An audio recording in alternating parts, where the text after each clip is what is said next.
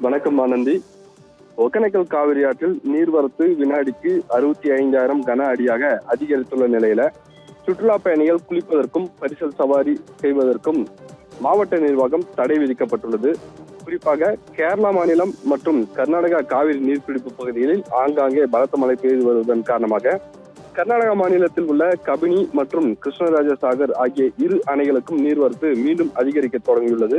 இதனால கர்நாடகா அணைகளில் இருந்து தமிழகத்திற்கு உபரி நீரானது அதிகப்படியாக வெளியேற்றப்பட்டு வந்த நிலையில நேற்று மாலை நேரத்தில் வினாடிக்கு 75,000 கன அடி உபரி நீர் வெளியேற்றப்பட்டன.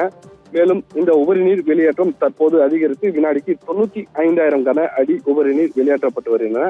இந்த உபரி நீர் வெளியேற்றம் அதிகரித்து வருவதனால் தமிழக கர்நாடக எல்லைப் பகுதியான பிலிகுண்டூரில் நீர்வரத்தும் அதிகரித்து தற்போது வினாடிக்கு 65,000 கன அடியாக உள்ள நிலையில ஒகேனக்கல் காவிரி ஆற்றை கடந்து மேட்டூர் அணைக்கு இந்த தண்ணீர் செல்கிறது.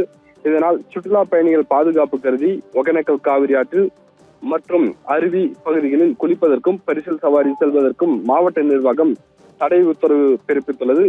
கேரளா மற்றும் கர்நாடகா மாநிலங்களில் ஆங்காங்கே பெய்து வரும் கனமழை காரணமாக தமிழகத்திற்கு வரக்கூடிய நீர்வரத்து அதிக அளவில் வரும் என எதிர்பார்க்கப்பட்ட நிலையில் தற்போது மேலும் இந்த தண்ணீர் அதிகரித்து வினாடிக்கு 95,000 கன அடி உபரிநீர் வெளியேற்றப்பட்டு வருகின்றன.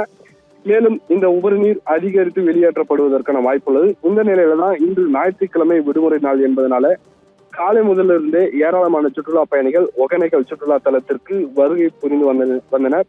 அப்படி வரும் சுற்றுலா பயணிகள் அருவி மற்றும் ஆற்று பகுதியில் குளிப்பதற்கு தடை மற்றும் அதே போல பரிசல் சவாரி செய்ய அனுமதி வழங்காதனால இங்கு வரும் சுற்றுலா பயணிகள் மிகுந்த ஏமாற்றத்துடன் திரும்பி செல்லும் ஒரு சூழ்நிலை உருவாகியுள்ளது. ஆனந்தி.